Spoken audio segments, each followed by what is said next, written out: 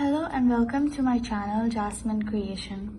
Today I will be discussing with you a very basic concept together with methods and even more techniques to do a good mandala. This is only for beginners, even intermediate level artists can also look at it and try to understand it. Basically, here I'm giving you a nice guide onto starting and ending with a good mandala. Everybody or any beginner level mandala artist is that always know how to use these two tools. Know the difference, know how to use them, how to hold them, how to work with them.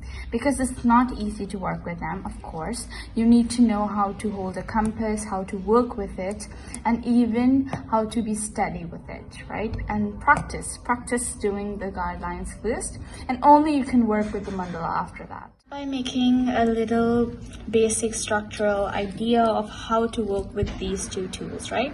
So first thing I'm going to tell you, I know you know this, but some people don't actually. Some people actually don't. Like, I'm going to be very honest with you.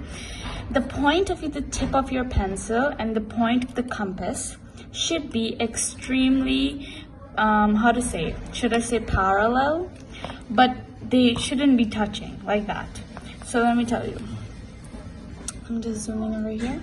So here, if you do a point of the pencil coming towards, like going too far, and it's like this much at least, or even this much, this will cause you to make a very, it would be not so very nice looking circle. So I can show you the difference. So here I have the tip of the pencil going towards the compass point, right? And here I'm gonna start with making the most smallest circle that should be in the middle, right? Please take a look. As you can see, it's higher, right? Now I'm gonna create it. And now you will see, while I'm rolling this, it's not gonna create it. It's not gonna create it very nice looking. Look. Number one, it might end up ripping my page because I'm putting extra pressure on it since my pencil is higher than the compass point, right? But even if it's not higher pressure, I will end up doing something wrong. Like, look at this. Look, you saw the little lines that just changed? You know why this happened? Because the pencil point is again higher, right? So let me show you once more. Let me create the whole circle first. I'm not gonna touch anything at all. I'm just gonna continue to create this.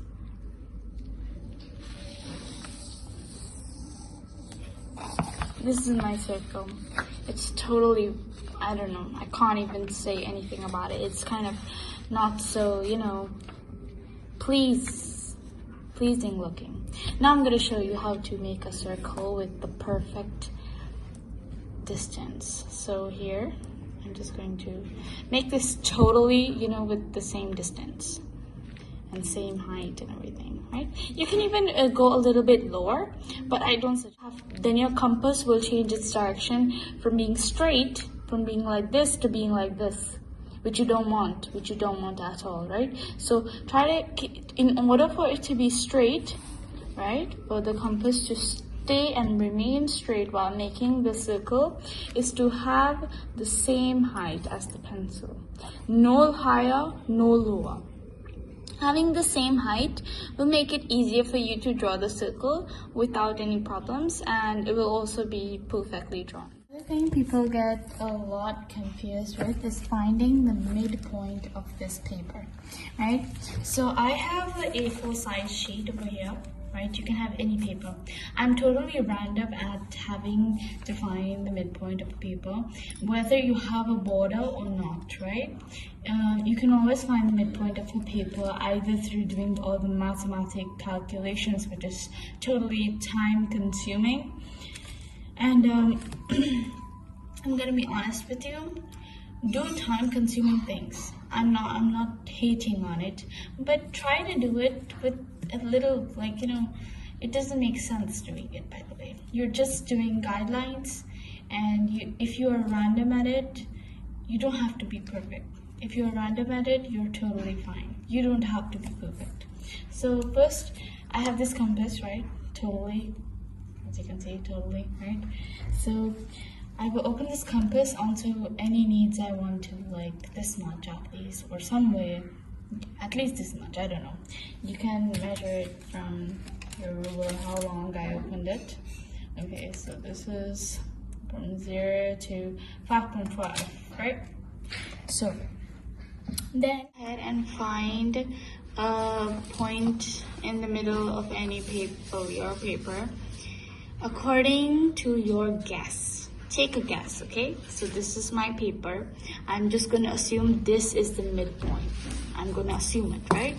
And I'm gonna put my compass here onto my assumption area, and I'm going to open it as much as I want, and I'm going to mark this area, and I'm going to mark the same to the back, the same to the here, and the same to here, right? So it's 4 sides. So now get your compass and measure from the marked side to your border area if you have a border, and if you don't, then just mark it to the end of your paper.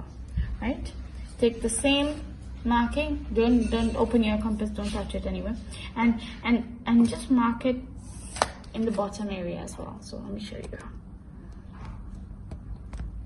Like this. And just this is my line over here, and this is my border area.